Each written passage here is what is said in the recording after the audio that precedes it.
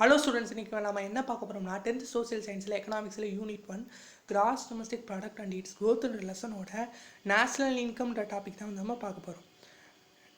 National இன்கம்னா என்னென்னா, அந்த ஒரு நாட்டில் ஒரு வருஷத்தில் உற்பத்தி செய்யப்படுற குட்ஸ் அண்ட் சர்வீஸோட மொத்த மதிப்பை தான் வந்து நேஷ்னல் இன்கம் சொல்கிறாங்க. காமனாக நேஷ்னல் இன்கம்மை gross national product or national dividend சொல்லி சொல்கிறாங்க.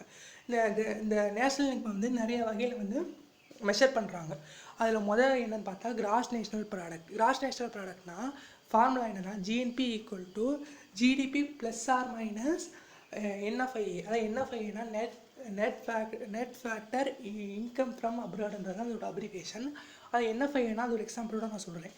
இப்போ வந்து ஒரு இந்தியன் வந்து வெளிநாட்டில் போய் வந்து பிஸ்னஸோ ஒரு ஜாப்போ பண்ணி சம்பாதிக்கிறாருன்னா அது வந்து ஜிஎன்பியில் வந்து ஆட் ஆகும்.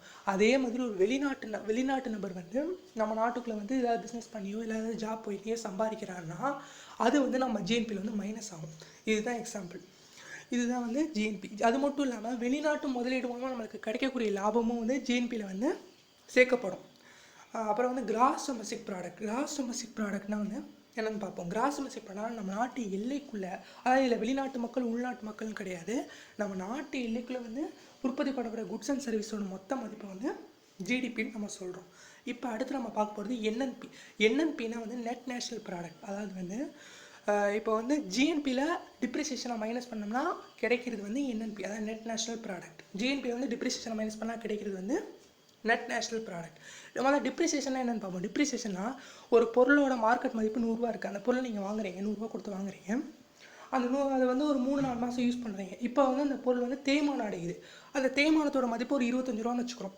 25 ரூபான்னு வச்சுக்கிட்டா முன்னாடி இந்த பொருளை நீங்கள் 100 ரூபா கொடுத்து வாங்குறீங்க. அந்த 25 ரூபா தேய்மானத்தை மைனஸ் பண்ணிங்கன்னா இப்போ வந்து அந்த பொருளோட மார்க்கெட் மதிப்பு வந்து 75 ரூபா.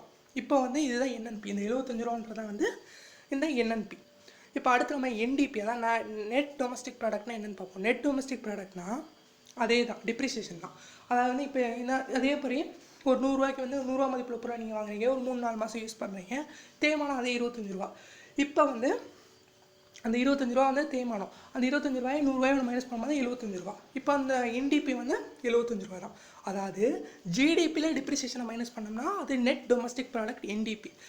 என்என்பி அதாவது வந்து ஜிஎன்பியில் வந்து என்என்பினா வந்து ஜிஎன்பியில் டிப்ரிசியேஷனை மைனஸ் பண்ணால் அது என்என்பி, ஜிடிபியில் டிப்ரிசியேஷனை மைனஸ் பண்ணால் அது என்டிபி. அவ்வளோதான் வித்தியாசம்.